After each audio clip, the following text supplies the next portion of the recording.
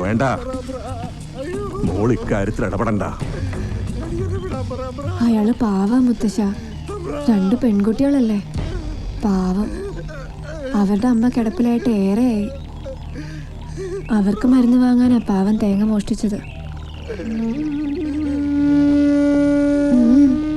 നേരെ മുത്തശ്ശ.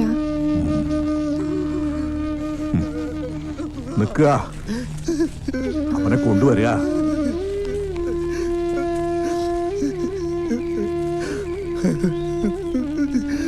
ഭഗവതിയാണ് സത്യം. ഇനി അടിയൻ ആവർത്തിക്കൂല അമ്പ്ര, മാപ്പാക്കണം. തമ്പ്രാട്ടി, അടിയൻ പണിയെടുത്ത് ജീവിച്ചോളാം, മാപ്പാക്കണം. വിടുക, പോ.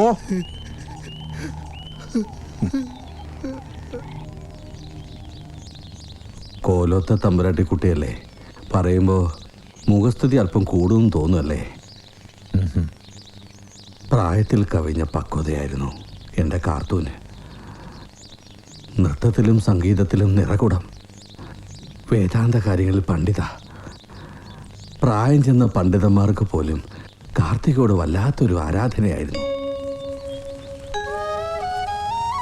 3-4 ക്ഷേത്രങ്ങളിൽ തൊഴുതു മടങ്ങാം. കാർത്തികയുടെ അമ്മയുടെ കാലത്തെ ഉള്ളൊരാലോചനയാണ്. പോണം. ചോറ്റാനിക്കരയിൽ നിന്ന് നേരെ പത്മനാഭസ്വാമി ക്ഷേത്രം, അവിടുന്ന് കന്യാകുമാരി. സൂര്യോദയവും അസ്തമയവും ഒരിടത്ത്.